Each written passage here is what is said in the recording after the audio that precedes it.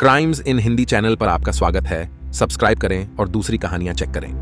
पूरी दुनिया में तहलका मचाने वाले वायरस कोविड का दौर खत्म हो चुका था। बीते 2 साल की फीकी होली के बाद साल 2022 में धूमधाम से होली के लिए दिल्ली में भी जबरदस्त माहौल बन गया था। हफ्ते भर पहले से ही रंग-अबीर, गुब्बारे, पिचकारियां और तरह तरह के कपड़ों की दुकानें सज गई थीं। गुजिया, लड्डू आदि की विशेष थाली के साथ मिठाइयों की दुकानें भी सजाई जा चुकी थीं। इसी के साथ 100-200 मीटर की दूरी पर नई तरह की दुकानों के साइन बोर्ड चमक उठे थे। वे दुकानें शराब की थीं। उनका नामकरण ठेठ अंदाज में ठेका रखा गया था। नीचे लिखा था बियर वाइन की दुकान। बाहर से ग्रिल या लोहे की जाली नहीं लगी थी, बल्कि उसे खाने पीने के सामानों के शोरूम की तरह सजाया गया था। उसके परिसर में कोई भी बेधड़क जाकर अपनी पसंद के देसी विदेशी ब्रांड को चुन सकता था, हाथों में उठाकर जांच परख कर सकता था। उनमें शराब खरीद पर मिलने वाले ऑफर के बैनर पोस्टर भी लगे हुए थे। उन पर मोटे अक्षरों में लिखा था, एक की खरीद पर एक मुफ्त। फिर क्या था, लोग शराब की दुकानों की ओर दौड़ पड़े थे। मर्द तो मर्द, महिलाएं भी दुकानों पर पहुंचने लगी थीं। ऐसा केजरीवाल गवर्नमेंट द्वारा बदली हुई आबकारी नीति के तहत हुआ था।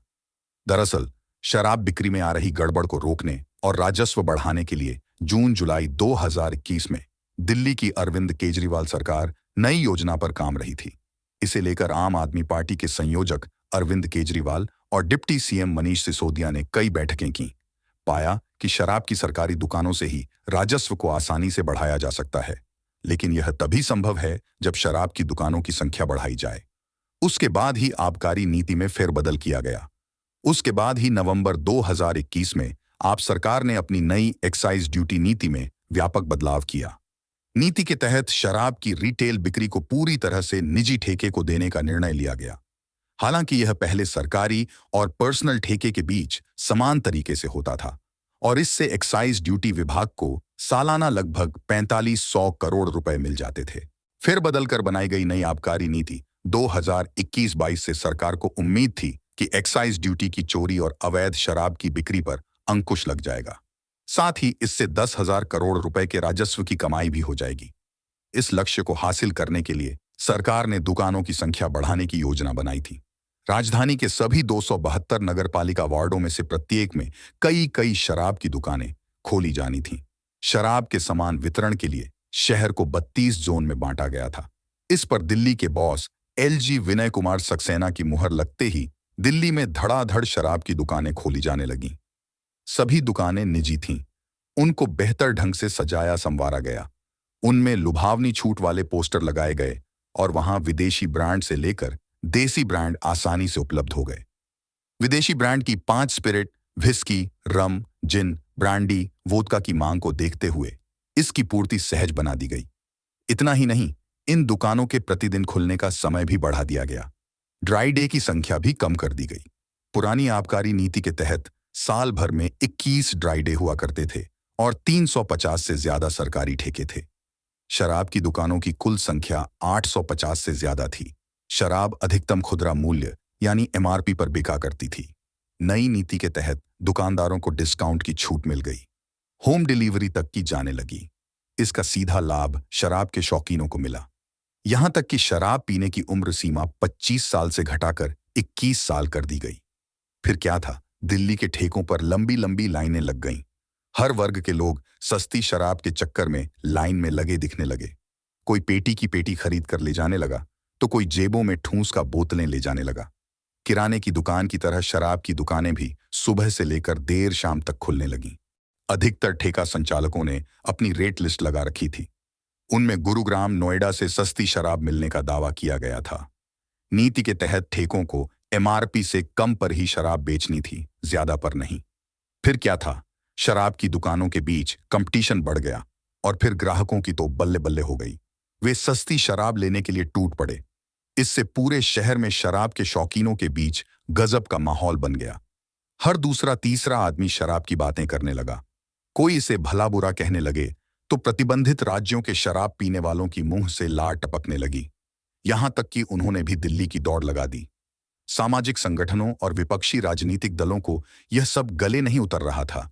नतीजा, वे इस शराब नीति को अराजक माहौल बनाने वाला बताते हुए सड़कों पर उतर आए। विरोध जताने लगे और केजरीवाल सरकार के खिलाफ कार्रवाई करने की एलजी से मांग कर दी। एलजी पर इस मांग का असर हुआ। उन्होंने इसकी जांच के आदेश जारी कर दिए। सरकार की शराब नीति की समीक्षा की जाने लगी। इस आदेश का पालन करते हुए दिल्ली के चीफ सेक्रेटरी नरेश कुमार ने जुलाई 2022 में नई आबकारी नीति को लेकर जांच की। जांच रिपोर्ट के अनुसार नीति में जानबूझकर और गंभीर खामियां बरती गई थीं। रिपोर्ट में पाया कि लाइसेंसधारियों को अनुचित लाभ दिया गया था। फिर क्या था? मुख्य सचिव की रिपोर्ट पर एलजी के सक्सेना ने सीबीआई जांच की सिफारिश कर दी। जब जांच शुरू हुई तब मुख्य सचिव की जांच के कुछ मुद्दे सीबीआई एफआईआर का हिस्सा बन गए। इस मामले में डिप्टी सीएम और आबकारी मंत्री मनीष सिसोदिया, 3 ब्यूरोक्रेट और 11 अन्य आरोपी बनाए गए। साथ ही उन पर राजनीतिक स्तर पर वित्तीय मदद के बदले ठेका संचालकों को लाभ देने का आरोप लगाया गया। इसमें कहा गया कि सिसोदिया ने कानूनी प्रावधानों का उल्लंघन करते हुए बड़े फैसले लिए और उत्पाद शुल्क नीति को अधिसूचित किया। इसके बदले में उन्हें एक बड़ा लाभ मिला। इसके जवाब में दिल्ली सरकार ने इतना भर ही कहा कि नई आबकारी नीति फरवरी 2021 में दिल्ली कैबिनेट द्वारा गठित मंत्रियों के समूह की एक रिपोर्ट के आधार पर तैयार की गई थी। नीति, इसके नियम और शर्तों को कैबिनेट द्वारा मंजूरी मिल गई थी। उसके बाद ही नई शराब नीति को लागू करने की रिपोर्ट एलजी को भेजी गई थी। हालांकि बताया जाता है कि अधिकांश निर्णय डिप्टी सीएम सिसोदिया द्वारा लिए गए थे, जिसे बाद में जीओएम ने भी स्वीकृत कर दिया था। बाद में इस पर वित्त और कानून विभागों द्वारा अनुमति ली गई थी। इन सब कामों में करीब 9 महीने लग गए थे और नवंबर 2021 में नीति को एलजी द्वारा हरी झंडी मिल गई थी। सीबीआई की जांच जैसे जैसे आगे बढ़ी, वैसे वैसे आप इसके शिकंजे में फंसती चली गई। कारण, साल 2022 में पंजाब और गोवा में होने वाले विधानसभा चुनावों में आपने बढ़-चढ़कर हिस्सा लिया था और चुनाव प्रचार अभियान में काफी पैसे खर्च किए थे। पंजाब में तो इसे असाधारण सफलता भी मिली और वहां अपने बूते पर सरकार बनाने में कामयाब हो गई। इन चुनावों में होने वाले खर्च को लेकर विपक्ष ने आप पर सवाल उठाए। साथ ही उस पर शराब के लाइसेंसधारियों से मिले धन को पंजाब और गोवा चुनावों में खर्च करने के आरोप लगे। इस सिलसिले में मामला और गंभीर तब हो गया जब आपके संचार प्रभारी विजय नायर और हैदराबाद स्थित व्यवसायी अभिषेक बोयनपल्ली नवंबर 2022 में गिरफ्तार कर लिए गए। इस गिरफ्तारी में पूछताछ के तुरंत बाद ही दिल्ली लिकर स्कैम की सीबीआई के मन में आशंका जड़ जमाने लगी और अनुमान लगाया गया कि घोटाले की शराब कईयों ने मिलकर पी है, जिसमें हो सकता है आपके कई नेता शामिल हों। संदेह की सुई घूमने लगी और जाकर सीधे मनीष सिसोदिया के सामने अटक गई। ऐसा होना स्वाभाविक था, क्योंकि फाइनेंस और एक्साइज ड्यूटी का विभाग उनके पास ही था। सो उन पर गाज गिरी। सीबीआई ने 19 अगस्त 2022 को मनीष सिसोदिया के घर समेत 31 जगहों पर एक साथ छापेमारी की थी। छापेमारी के बाद मनीष सिसोदिया ने कहा था कि जांच में कुछ भी नहीं मिला। कई दौर की पूछताछ के बाद दिल्ली एक्साइज ड्यूटी नीति 2021-22 के बनाने और इम्प्लीमेंटेशन में कथित भ्रष्टाचार के लिए 26 फरवरी 2023 को सीबीआई ने आखिर मनीष सिसोदिया को गिरफ्तार किया था। पूछताछ के दौरान सीबीआई ने उन्हें कई सबूत दिखाए। इनमें कुछ दस्तावेज और डिजिटल सबूत थे। सिसोदिया इन सबूतों के सामने कोई जवाब नहीं दे सके। सीबीआई ने मनीष सिसोदिया को सबूतों को नष्ट करने का आरोप भी लगाया। उन पर आरोप था कि इसमें सिसोदिया की मिलीभगत थी। इसके अलावा इस मामले में उस ब्यूरोक्रेट का बयान भी अहम था, जिसने सीबीआई को दिए अपने बयान में कहा था कि एक्साइज पॉलिसी तैयार करने में सिसोदिया ने अहम भूमिका निभाई थी। साथ ही साउथ ग्रुप के कुछ लोग भी घोटाले की जद में आ गए, जिनका संबंध भारत राष्ट्र समिति बीआरएस की नेता और तेलंगाना के पूर्व मुख्यमंत्री के चंद्रशेखर राव की एमएलसी बेटी के कविता और उनके कुछ खास लोगों से था। आम आदमी पार्टी के सांसद और अरविंद केजरीवाल के दाहिने हाथ कहे जाने वाले संजय सिंह को ईडी ने शराब घोटाले के आरोप में 4 अक्टूबर 2023 को 10 घंटों तक चली छापेमारी के बाद गिरफ्तार किया था। आप पार्टी के राज्यसभा सांसद संजय सिंह ने 6 अप्रैल 2024 को मीडिया से बातचीत करते हुए कहा कि तिहाड़ जेल में शुरुआती 11 दिन उनके लिए बड़े मुश्किल थे। वे एक छोटी सी कोठरी में बंद थे। उन्हें बाहर निकलने या किसी से बात करने की इजाजत नहीं थी। राज्यसभा सांसद संजय सिंह की गिरफ्तारी के बाद जब ईडी ने उनकी हिरासत मांगी थी, तब उन्हें मुख्य साजिशकर्ता करार दिया था। हालांकि संजय सिंह दिल्ली के कथित शराब घोटाले में आरोपी नहीं है, जिसकी जांच सीबीआई कर रही है, बल्कि ईडी ने उन पर कथित शराब घोटाले से हुए आय को वैध बनाने का आरोपी बनाया है। इसको यदि और आसान शब्दों में कहें तो संजय सिंह का केस बिल्कुल दिल्ली के मुख्यमंत्री अरविंद केजरीवाल की तरह है। केजरीवाल भी शराब घोटाले में भ्रष्टाचार के आरोपी नहीं है, बल्कि उन पर भी मनी लॉन्ड्रिंग का आरोप है। ईडी ने अपनी डिमांड एप्लीकेशन में कहा था कि राज्यसभा सांसद संजय सिंह शराब कारोबारियों से रिश्वत इकट्ठा करने की साजिश में शामिल रहे। ईडी ने बताया कि संजय सिंह का साल 2017 से दिनेश अरोड़ा से घनिष्ठ संबंध था और दोनों की कॉल रिकॉर्ड से भी यह बात सामने आई थी। दिनेश अरोड़ा एक कारोबारी है। ईडी का आरोप है कि दिनेश अरोड़ा ही वह शख्स है जिसने साउथ ग्रुप और आप के बीच के लेन देन के लिए मीडिएटर की भूमिका निभाई। ईडी का दावा है कि दिनेश अरोड़ा ने आप सांसद संजय सिंह के कहने पर कई रेस्टोरेंट मालिकों से बातचीत की और आगामी चुनाव के लिए पार्टी फंड में 82 लाख रुपए के चेक की व्यवस्था की। ईडी ने यह भी आरोप लगाया कि संजय सिंह के सहयोगी सर्वेश मिश्रा के माध्यम से आप नेता को 2 करोड़ रुपए दिए गए थे। सर्वेश मिश्रा भी पीएमएलए के तहत आरोपी है। आपको यह बात भी बता दें कि दिनेश अरोड़ा सीबीआई वाले केस में 2022 में सरकारी गवाह बन गए थे और उन्हें जमानत मिल गई। फिर जुलाई 2023 में ईडी ने उन्हें गिरफ्तार किया और ईडी के केस में भी वह सरकारी गवाह बन गए। ऐसे में आप नेता संजय सिंह के खिलाफ पूरा मामला दिनेश अरोड़ा के बयान की सत्यता पर निर्भर है। यह जांच मनी लॉन्ड्रिंग से भी जुड़ गई और इसमें ईडी ने भी आरोपियों के खिलाफ जांच शुरू कर दी।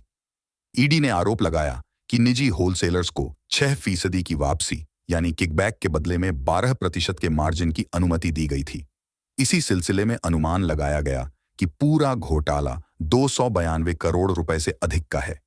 इसमें यह भी आरोप लगाया गया है कि आप नेताओं को साउथ ग्रुप यानी के कविता के लोगों से 100 करोड़ रुपए की रिश्वत मिली। फिर तो दिल्ली आबकारी नीति घोटाला आपके लिए गले की फांस बन गया। ईडी का शिकंजा मुख्यमंत्री केजरीवाल पर भी कसा जाने लगा। उन्हें समन पर समन मिलने लगे, लेकिन कुल 9 सम्मन मिलने के बावजूद वह ईडी के राउज कोर्ट में जाने से इनकार करते रहे। कई तरह से किया गया केजरीवाल का बचाव काम नहीं आया और वह 21 मार्च 2024 को ईडी की रिमांड पर ले लिए गए। उनकी यह गिरफ्तारी 28 मार्च तक हुई थी। इस तरह से आपके मुखिया अरविंद केजरीवाल मुख्यमंत्री की कुर्सी पर रहते हुए जेल जाने वाले पहले नेता बन गए हैं। ईडी ने अदालत में उन पर सीधे तौर पर आरोप लगाया कि आप प्रमुख केजरीवाल दिल्ली आबकारी नीति घोटाले के सरगना और मुख्य साजिशकर्ता हैं। इस संबंध में ईडी ने अपनी रिमांड एप्लीकेशन में तैयार की थी, जिसमें कहा गया था कि केजरीवाल कुछ व्यक्तियों को लाभ पहुंचाने की साजिश में शामिल थे और इस लाभ के बदले शराब व्यवसायियों से रिश्वत की मांग की गई थी। ईडी का यह भी कहना था कि आम आदमी पार्टी ने गोवा विधानसभा चुनाव में अपराध की आय का इस्तेमाल किया, जिसके लिए केजरीवाल का निर्णय ही मुख्य था। हालांकि इससे पहले भी ईडी एक शिकायत में सीएम पर आरोप लगा चुकी थी कि केजरीवाल ने आबकारी घोटाले के मुख्य आरोपियों में से एक समीर महेंद्रू से वीडियो कॉल पर बात की थी और उनसे इस घोटाले के सहारोपी विजय नायर के साथ काम जारी रखने के लिए कहा था। तब केजरीवाल ने नायर को अपना लड़का बताया था। इस मामले में अतिरिक्त सॉलिसिटर जनरल SV राजू ने अदालत में कहा कि अरविंद केजरीवाल ने पंजाब में विधानसभा चुनाव लड़ाने के लिए साउथ ग्रुप से 100 करोड़ रुपए मांगे थे।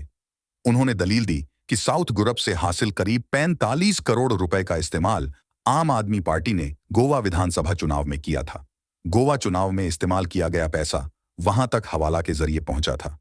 दिल्ली शराब घोटाले का संबंध जिस साउथ ग्रुप से था, उसमें कुछ नेताओं के अलावा बिजनेसमैन शामिल थे, जिन्हें न केवल आरोपी बनाया गया बल्कि उनकी गिरफ्तारी भी हुई।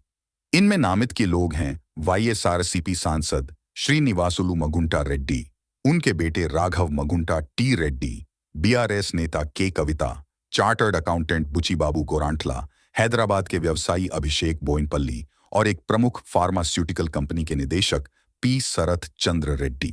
ईडी के दावे के अनुसार केजरीवाल भले ही विवादित आबकारी नीति 2021-22 को बनाने और उसे अमली जामा पहनाने में सीधे तौर पर शामिल थे, लेकिन उस नीति का संबंध साउथ ग्रुप से बना हुआ था। उसके लाभ को ध्यान में रखते हुए नीति तैयार की गई थी। साउथ ग्रुप ने आबकारी नीति के जरिए लाभ लिया, थोक व्यवसायों और कई खुदरा क्षेत्रों में मिली अनुमति से अधिक हिस्सेदारी हासिल की और इसके बदले में आप नेताओं को 100 करोड़ रुपए का भुगतान किया। हालांकि साउथ ग्रुप के सदस्यों में से के कविता को भी मुख्य बताया गया है, जिन्हें एजेंसी ने 15 मार्च 2024 को गिरफ्तार किया था। उनकी गिरफ्तारी के बाद ईडी ने 18 मार्च को पहली बार आरोप लगाया कि केजरीवाल इस मामले में साजिश करता थे। इस आरोप की जांच में पाया गया कि के कविता ने अन्य लोगों के साथ मिलकर दिल्ली उत्पाद शुल्क नीति के निर्माण और कार्यान्वयन में लाभ पाने के लिए अरविंद केजरीवाल और मनीष सिसोदिया सहित आप के शीर्ष नेताओं के साथ साजिश रची थी। अपने बचाव और आरोप मुक्त होने के लिए अरविंद केजरीवाल की तरफ से कोर्ट में पेश वरिष्ठ वकील अभिषेक मनु सिंघवी ने कहा कि उनकी गिरफ्तारी 3 या 4 नामों पर आधारित है। सिंघवी का तर्क था कि मामले से जुड़े 80% से अधिक लोगों ने केजरीवाल या उनके साथ किसी भी लेन देन का उल्लेख नहीं किया है। मामले को कुछ सहअभियुक्तों और दिल्ली एलजी और अनुमोदकों के शब्दों से एक साथ जोड़ दिया गया है। केजरीवाल के खिलाफ किसी भी गलत काम का कोई सबूत नहीं है। 1 साल से अधिक समय बीत जाने के बाद भी केजरीवाल के खिलाफ कोई आपत्तिजनक सामग्री नहीं मिली है।